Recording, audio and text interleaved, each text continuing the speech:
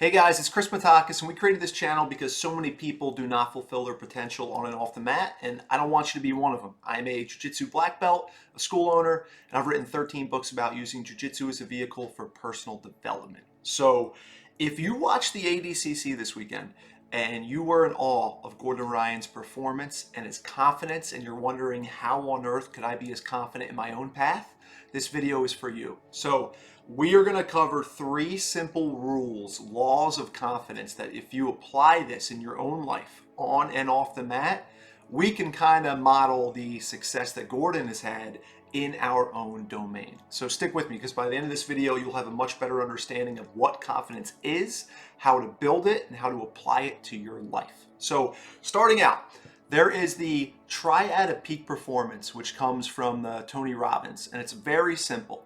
There are 3 aspects to being the best version of you in this moment. Think of it like a triangle. There's your physiology, what you're doing with your body. There's the focus, what you're doing with your attention.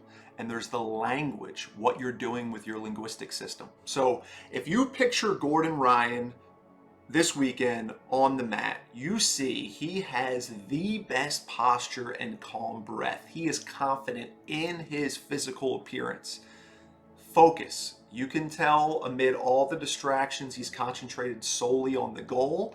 And language, if social media and what he communicates to the world is at all indicative of what he's thinking inside his head, we can be crystal clear that the only thoughts he's attending to are empowering and confident thoughts. Now, when it comes to performing in anything, sales and your relationships on a jiu-jitsu mat, your success is based on your state. And your state is simply made up into what is your physiology, what is your focus, and what is your language. If you get those 3 right, you are primed for success. Now, the second part of this, confidence comes from repeated successes. So I want to tell a funny story about Gordon. We trained together for many years, and it is a blessing that I am so grateful for. And I remember he was competing in this low-level competition once, just getting reps. It was actually against a guy, Devontae Johnson, who was in the ADCC this weekend. And I remember Gordon's on the mat, and Tom is coaching him. And Gordon has countless opportunities for submission, and he just lets him go. He just lets Devontae mount him, get side control, get his back. And it took like 30 seconds for me to realize, like, oh, he's letting him do all this. He's not trying right now. And I realized that while so many people were just trying to survive the competition and maybe win, he was thinking so much bigger, so much more long-term, that this tournament was just one more rep in training, where he actually took this super fight as an opportunity to practice getting out of bad spots. And I'm just watching it over and over, and he's like entering leg entanglements, could easily finish, and letting them go. And then he looks over at Tom probably after like the 5-minute mark, and Tom just gave him like a nod or like a green light. And then Gordon got the submission like 5 seconds later. And I was blown away, not by the act, which is unbelievably impressive, but by the vision, by the awareness to, I'm going to take what would be a big day for most people and make this just a regular, everyday version of my training. And now, how does it apply to us? How does it apply to our jiu-jitsu? How does it apply to our life off the mats? I think confidence is a staircase. Gordon was only able to do what he did this weekend, submitting 4 to 5 of the best people in the world, winning 2 gold medals, because of the things he's done in the past, because he went to the UGA 5 years ago and put himself in bad positions. And he was only able to do that because of what he did in the training room. So we tend to think of like, how on earth could I ever be the Gordon Ryan in my own life? There's many stairs in between where we are and the highest level of greatness. The good news is you don't have to jump to stair 100 when you're on stair 1. If you're on stair 1, you just have to get to stair number 2. And in a sequential manner, your skills compound over time. And that can be done very simply. It can be done where you're training in the academy tonight and you voluntarily put yourself in a bad position where you're normally weak. You fumble around a little bit, you stumble forward, you learn to solve that problem, you integrate that lesson. And now, if you were to put yourself in that position again, you'd have the confidence that you could succeed. So maybe you end up in that position in a tournament, and now you have the tools and the confidence to know it's not a big deal, I can work my way out. You keep doing this until the problems get bigger and bigger. And as the problems get bigger, they run in parallel with your confidence. So you grow in proportion to the struggle you voluntarily take on. So I think that this is something where when we look at this final piece of the puzzle, how was Gordon Ryan so confident in what he was able to do? His preparation was second to none. And as a simple thought experiment, you're almost like, how the hell could he lose? He's more physically capable than anyone he's going to compete against. So he's a better vessel, a better vehicle. And he has better technology. His technique is hands down better than anyone he's going to compete against. So the two governing factors in a jiu-jitsu competition, the body and the technique, he is miles ahead of anybody else. How could you not be radically confident? So then my question is, I'm watching this and it's like, how can I be the Gordon Ryan of my own life? Where am I wanting to become the best in the world at? And what do I need to do? Oh, preparation. So I live by this simple maxim that we should be doing things that are more difficult than our daily life. So when life inevitably throws a problem at you, it's nothing compared to what you've experienced in your training. So I love the idea, increase voluntary struggle, decrease involuntary suffering. When it comes to jiu-jitsu, your preparation can be so sound that you know the tournament is going to be easier than your preparation. That lends itself to success.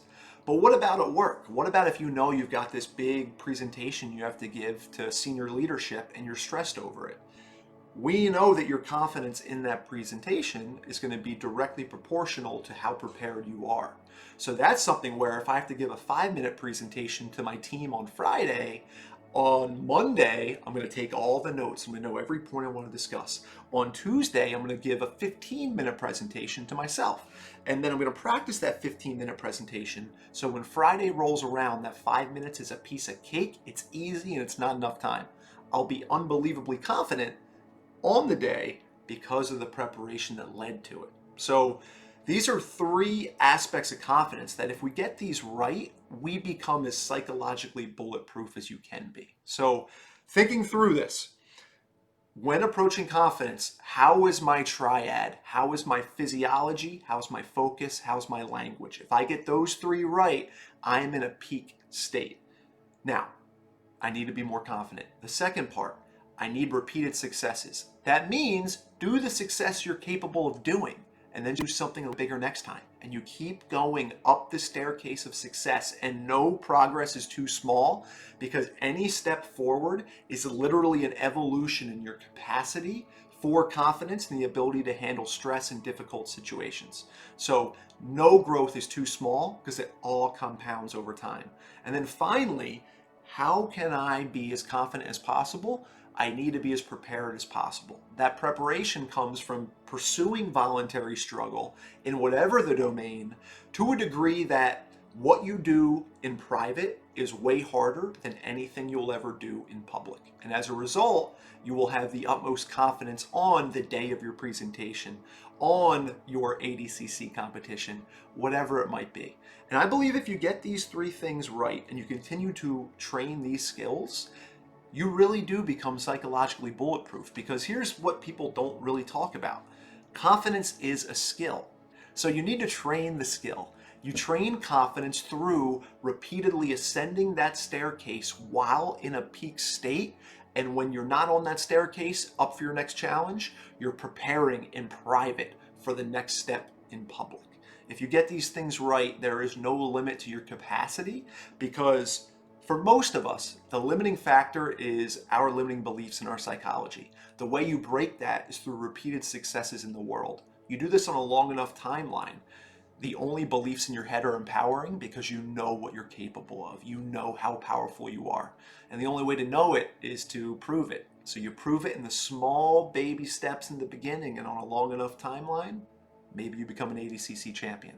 So I hope this is useful for you guys. If it was, please like, subscribe, leave a note.